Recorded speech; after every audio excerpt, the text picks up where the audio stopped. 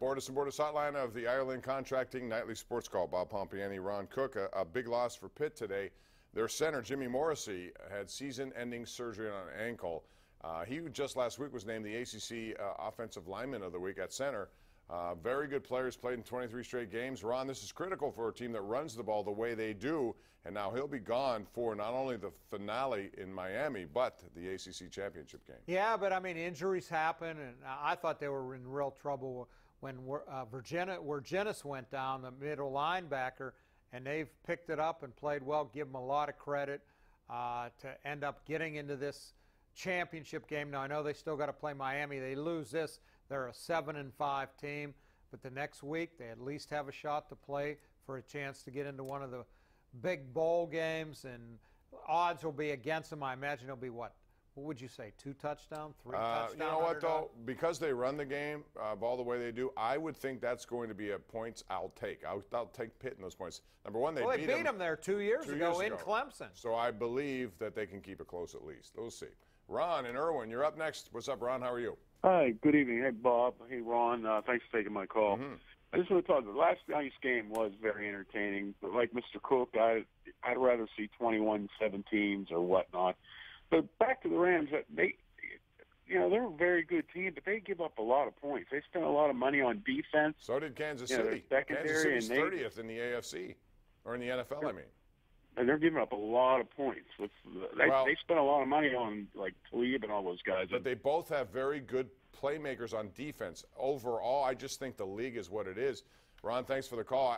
Ron, when you look at this, I see the NFL getting what it wanted, which is high-flying football. You still can make a defensive stand or make a defensive takeaway, as we saw in that game. But the days of being number one rated in the defense department with an average of 4.6 points a game, those days are gone. You're not going to do that. Well, the rules are all designed to benefit the offense. First, I love good football, defensive football. Again, I'll take the 54-51 one time. I don't want to watch that night after night after night. I don't. Well, I don't think you'll get that high, but I do think you're going to see 35, what I mean. No, I don't mean to. Games. I'd rather have some good defense occasionally. Line 4 we go. It's Brad in Duncansville. Hello, Brad. Brad, are you there? Oh, is this Brad? Bill in Denora. Okay, Bill. Hey, Bob. What's up? Ron. Happy Thanksgiving to you. Hey, my question is, the way the Penguins are playing on defense and the way Sullivan is putting players in a doghouse, do you think there's a problem with that? I'm going to hang up and let you talk about that. Ron? He's been juggling the lines. I'd like to see him stick with something a little bit. I'd like to see him give Matt Murray 2 or 3 starts in a row without pulling him. Now, the argument to that is you can't keep losing these games now because these points in November are every bit as much important as they are in March and April. But I'd like to see him a little more continuity. That's my only knock against Sullivan. I think he's a great coach. I hear coaches 2 more got fired today, right? Mike Yo got fired, and the guy in Edmonton. And Ken Hitchcock is back. Ken Hitchcock comes back with his 19th team. They have no respect for coaches in that league. And but I hope Sullivan figures it out. They respect Hitchcock for a guy who, when you get a team that's out of control discipline-wise, Edmonton is 1-7 in their last 8. This guy will reel him in. He's like a Michael Therrien type, He brings him in and he'll do it his way or you're gone. Right. And that has an effect on a team like that, I think. At least it should. Brad in Duncansville, go ahead, Brad. Hi, Bob. Hi, Ron. How are you? Happy Thanksgiving to you guys. You too.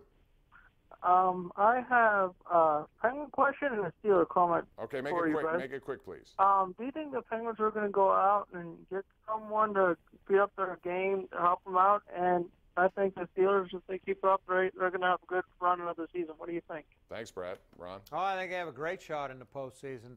The way they are now, they got something special going here. I wrote about this in the PG tomorrow.